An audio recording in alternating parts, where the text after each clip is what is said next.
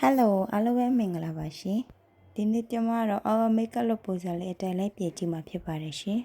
်အရင်ဦးဆုံး primer လေးကိုလေးတာပေါ့နော် primer makeup တာရှိခအောင်နဲ့ makeup တွေမရွေ့သွားအောင်လို့လေးပေးရတာဖြစ်ပါတယ်ရှင်ပြီးလို့ရှိရင် concealer လေးပေါ့နော် concealer တော့မျက်နှာ highlight ပုံချင်တဲ့နေရာနဲ့မဲဆက်လေးတွေကိုလိုက်ပြီးတော့ဖုံးပေးတာပဲဖြစ်ပါတယ်ရှင်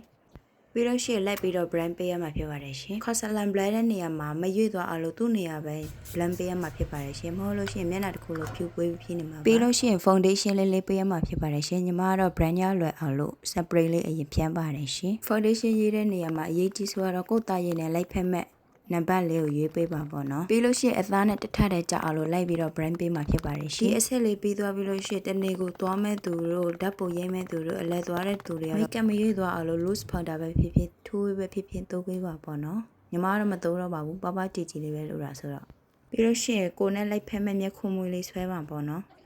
မျက်ခုံးမွေးဆွဲလို့ရှိရင်အောက်ကနေပြီးတော့အဲ့လိုလေးဆွဲဖက်မှာပေါ့နော်ပြီးမှပဲနောက်ကမြင်းလေးကိုဖြည်းဖြည်းမှရှေ့ကို brand ပေါ့နော်အဲ့လိုဆိုလို့ရှိရင်ရှေ့ကမန်းကြီးနေမဖြစ်နေတော့ဘူးဒါနဲ့ညီမကတော့မျက်ခုံးမွေးဆွဲလို့ရှိရင်တစ်ဖက်နဲ့တစ်ဖက်လုံးဝမညီပါဘူးရှင်ဘယ်လောက်ပဲဆွဲဘယ်လောက်ပဲလက်ကျမရပါဘူးပြီးလို့ရှိရင်မျက်ခုံးမွေးလေးတွေတစ်ဖက်ချင်းစီထောင်းနေအောင်လို့ mascara လေးနဲ့လိုက်ပြီးတော့ထောက်ပေးမှပဲဖြစ်ပါတယ်ရှင်တွေ့လားအဲ့မှာပဲကြည့်တော့တစ်ဖက်နဲ့တစ်ဖက်ကလုံးဝညှိလို့မရဘူးညှိလို့မရလဲဒီလောက်နဲ့ပဲထားလိုက်ပါတော့မယ်မို့လို့ရှိရင်အဲ့ထက်ပုံဆိုးမှသိချင်ပြီးလို့ရှိရင် eyeshadow ညိုဖြော့လေးကိုအဲ့လိုမျက်လုံးလေးတစ်ခွင်နဲ့အောက်ဘက်လေးနည်းနည်းချဲပေးပေါ့နော်နေရတက်လားဆိုတော့ကျမလည်းမတက်ပါဘူးအဲ့လိုပဲလက်ကျနေရတာပါအဲ့မှာပဲကြည့်တော့အရောစိတ်တည်းမကြတော့ခဏပြန်ထည့်နေတာပါကိုလည်းကြီးလို့မရပါဘူးရှင်ပြီးလို့ရှိရင်တော့တစ်ဖက်အဲ့လိုလေးထည့်ပေးမှာပေါ့နော်အဲ့မှာမြားပြထားတဲ့ရုပ်လေးကတော့ခုနကဆိုးထားတဲ့ညိုဖြော့လေးပေါ့နော်အဲ့ဒီဗီဒီယိုကဖျက်မိသွားလို့ပါရှင်ပြီးလို့ရှိရင်အယုံနဲ့လေးကိုအဲ့လိုမျက်လုံးပေါ်နားလေးတစ်ဝိုက်ပဲချဲပေးရမှာဖြစ်ပါတယ်နော်ပြီးရင်တော့ခုနဆိုးထားတဲ့ဟာနဲ့အခုဆိုးထားတဲ့ဟာကိုလိုက်ပြီးတော့ brand လိုက်ပေါ့နော်အဲ့လိုမလုပ်လို့ရှိရင်အယုံနဲ့ရောရံဖြင်းထားတယ်လို့ဖြစ်နေမှာပေါ့နော်ပြီးရင်တော့ဒီအမဲလေးကိုအဲ့လိန်နာနေနဲ့ဆိုးရမှာဖြစ်ပါတယ်ရှင်ညီမမှာအဲ့လိန်နာချော့လေးမရှိဘူးဆိုတော့အဲ့ဒီမဲရောက်လေးပဲတိုးလိုက်တာပေါ့နော်အဲ့ပိုထဲမှာတော့အဲ့လိုမတုံးထားပါဘူးညီမမှာမရှိလို့ပါနော်ပြီးလို့ရှိရင်အမီးလေးထွက်ချင်လို့ဇာကနာလေးနဲ့ပဲလုပ်လိုက်တာပေါ့နော်ညီမမှာလက်သေးမရှိလို့ပေါ့နော်ပြီးရင်တော့မျက်လုံးအောင်းနာလေးကိုအဲ့လိုဆွဲပေးရမှာဖြစ်ပါတယ်ရှင်အဲ့လိုဆွဲပေးပြီးလို့ရှိရင်ညီမမျက်လုံးအောက်လေးကိုအဲ့လိုစုပ်တန်နေနဲ့လိုက်ပြီးတော့ blend ပေးတာပေါ့နော်ပြီးလို့ရှိရင်ဒီဘလင်းလေးကိုမျက်လုံးပေါ်မှာချမ်းပါဖြစ်ပါတယ်ရှင်ညီမလို့တလို့မျိုးလက်ကလေးလေးနဲ့အလဲရထားပြီးတော့ဘေးနာလေးကိုနည်းနည်းဖိချပေးပေါ့နော်အဲ့လိုလေးပြီးရင်တော့မျက်လုံးအောက်နာလေးကိုလည်းအဲ့လိုပဲ highlight လေးထည့်ပေးမှာဖြစ်ပါတယ်ရှင်ပြီးလို့ရှိရင်အောက်မျက်ရည်လေးဆွဲမှာပေါ့နော်အောက်မျက်ရည်လေးဆွဲလို့ရှိရင်အဲ့လိုညိုလေးနဲ့ပေါ့အဲ့ညိုလေးကိုယူပြီးလက်နားလေးမလောက်မှထားပြီးလို့ရှိရင်နောက်ဘက်ကိုနည်းနည်းဆွဲသွားရမှာဖြစ်ပါတယ်ရှင်ပြီးလို့ရှိရင်အဲ့လက်နားလေးမှာ highlight လေးနည်းနည်းထည့်ပေးရမှာဖြစ်ပါတယ်ရှင်မျက်လုံးကပေါ်နေအောင်လို့ပြီးရင်တော့ညီမလင်းချင်တဲ့နေရာလေးကိုလိုက်ပြီးတော့ highlight လေးလိုက်ထည့်တာပေါ့နော်ချွေးတွေထွက်နေတာလဲကြည့်ကိုရတဲ့ဥတော့တအားပူတော့ပြီးရင်တော့နှာခေါင်းရိုးလေးဖွင့်မှာဖြစ်ပါတယ်ရှင်ညီမနှာခေါင်းကလုံးလေးအပေါ်ကလုံးလေးဖြစ်တယ်ဆိုတော့အဲ့လိုဖော်တာပေါ့နော်တခြားလူတွေကတော့တမျိုးနှာခေါင်းလေးနဲ့လဲဆိုင်တာပေါ့ရှင်ကိုနှာခေါင်းဘယ်လိုပုံစံလဲဆိုတာပဲကြည့်ပြီးတော့ဖော်ရမှာဖြစ်ပါတယ်ရှင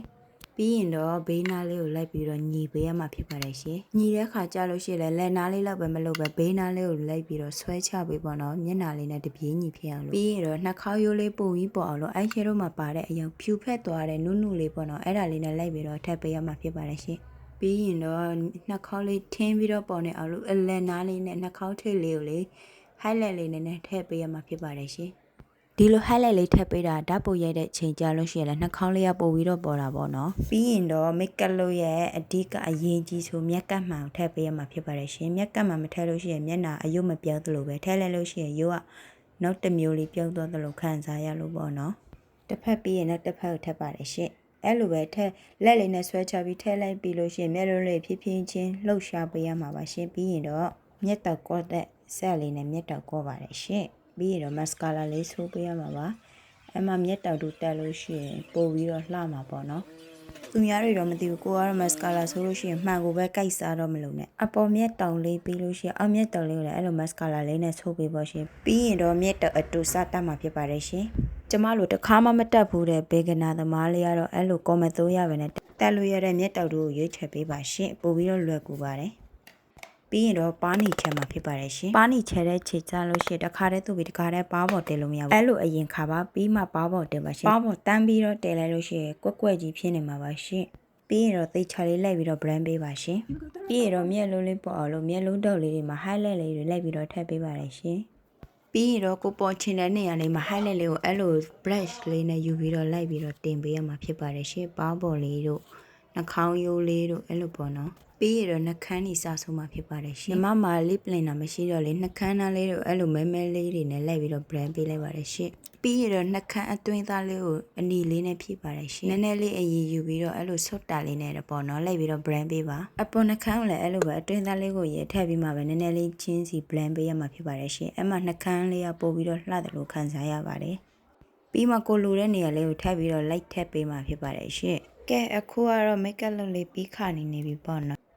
ပြီးရင်တော့ကိုဘန်နာလေးလို့အဲ့လိုက်ကြည့်ပြီးလို့ရှိရင်ထပ်ဖြည့်ပေးပေါ့နော်အခုကကျမကတော့တအားတွေပျော်ရွှင်နေပါတယ်အရန်တွေလှနေလို့တခုကြံခဲ့လို့ကြံခဲ့လိုက်ဆိုတော့ကျမရဲ့နှမ်းလို့ပဲခေါ်ရမလားမြန်မာလိုကဘယ်လိုခေါ်လဲတော့မသိဘူးတဝဲဘက်မှာတော့နှမ်းလို့ပဲခေါ်တာပေါ့နော်အဲ့လိုမဲမဲလေးတွေလိုက်ပြီးတော့ဖြည့်ပေးပါတယ်ရှင်ပြီးရင်တော့ spray လေးဖြန်းပေးရမှာဖြစ်ပါတယ်ရှင်မျက်နှာတာရှိခအောင်လို့မျက်နှာလေးလင်းပြီးတော့တောက်နေအောင်လို့ပေါ့နော်အဲ့လိုဖြန်းပြီးလို့ရှိရင်10မိနစ်2မိနစ်လောက်6ခံပေးပါရှင်